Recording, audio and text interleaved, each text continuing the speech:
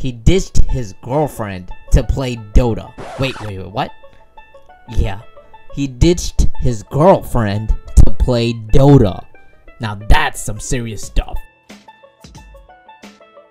Have you guys ever known a player like the one I'm about to talk about? Think about your family or friends that relate to him. I bet you'll laugh every time. Anyways, with that being said, welcome to the story of Arteezy. Make sure you hit the subscribe button for more player profiles narrated by Crystalis Dota. Artour thinks a lot of the Dota players are introverted in a type of way. I mean, I guess you could say that everyone's a little different. This change the extent. Everybody who plays Dota is like introverted in a way. I don't think anybody's that sociable who's played Dota.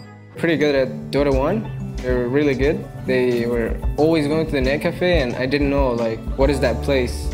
So there was one day that I was like, all right, I'm coming with you guys, and they're like, no, don't go there, you know. But after looking at Sumail talk to other people, and then Arteezy and even Miracle talk to other people, they are kind of shy and introverted, especially when they're trying to express themselves. However, if you get to know them, they're completely different. In this video, we get to see how Arteezy really is. In the beginning, Arteezy's family did not accept their son playing Dota. In fact, they thought he was crazy and they wanted him to go outside and mingle with people. His mom was completely shocked that he ditched his girlfriend to play Dota. Arteezy says, when the time is right, then I'll have a girlfriend. But right now, I have to play Dota. As time passed and as Arteezy prolonged his Dota career, he would play for hours and hours. In fact, he would play some days 10 hours straight. Eventually, Arteezy got sponsored to play Dota, and his parents realized that there is income to this field. They realized that esports is really a sport. Once Arteezy started making some income, his parents let him do whatever he wanted to do. And another funny story, Arteezy at first, when he was invited to go abroad to play Dota, his parents thought he was crazy. Imagine your brother or your friend stays home all the time and all of a sudden says, hey guys, I'm flying out to Damascus, or I'm flying out to China. I'll be back a week later. Everybody would bug out, especially Arteezy's parents. They thought he was crazy.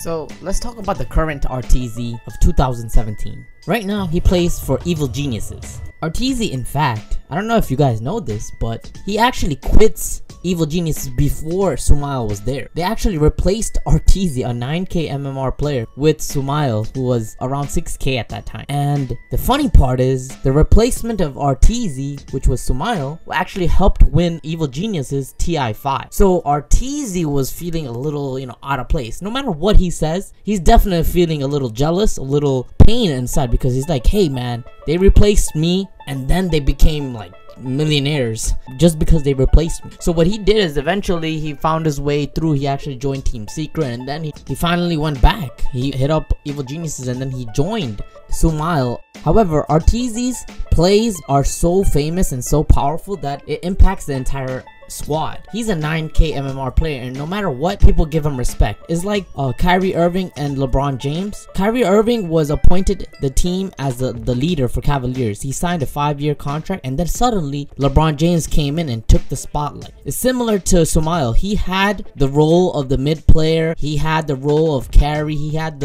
everything, the whole team surrounded him. But then Arteezy came, and then it kind of changed for Sumail. And there's this interview where I have it posted where Sumail has to adjust to Arteezy, and he doesn't feel normal. He feels awkward, and because of that, Evil Geniuses were hurting. However, once Sumail realized that, hey, let me play my style, let Arteezy figure out his own style within this team, and then Evil Geniuses can play better. And that's what happened, and later on they won Manila Masters because of that adjustment. Arteezy was learning how to play with Sumail's playstyle, because at the end of the day, Sumail is a TI winner. It's better to follow or play around his style than any other style, because he has proven that it works. Sumail is a champion. Alright, so let me just talk about Arteezy a little bit. Arteezy's story starts in a pretty similar fashion to other players. He quickly rose to the top tier of play available in House League, and players like Boba and S4 chose him as 1v1 practice partner. However, not everyone was impressed by his skill. Loda even wrote, Arteezy, please least win a LAN before you talk. This was to show that, hey man, you're not really that good. And this is a tweet from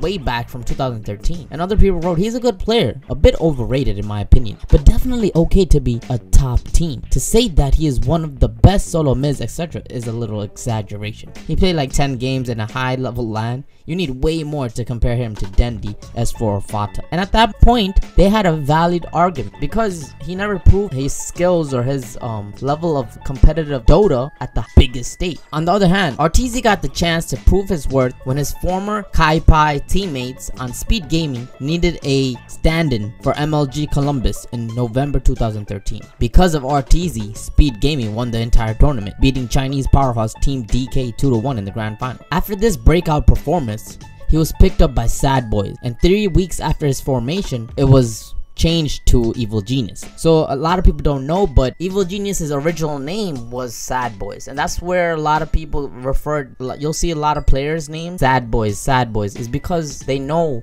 the history behind Evil Genius. They're the old school, you know, die-hard fans of EG. So again, like I said, Arteezy's history goes way back. He's a classic Dota player, and a lot of people like him because of his cockiness. He is very, very cocky, especially if you watch his Twitch live streaming. He comes in every couple of months, and he hasn't been streaming as much as he was before, but he's a really cool guy to watch and enjoy Dota. I mean, he has a strong personality, and he'll get angry and mad, and he's similar to No Tail, but he's a flashy player, and EG are fortunate to have him. Evil Geniuses play with Sumail and Arteezy, and they both, right now EG in fact have adjusted to both of their playstyles and have made Dota extremely revolutionary. Just watch them in the upcoming tournament. EG are almost all the time powerhouses and favorites to win. And until next time, this is Crystalis Dota out.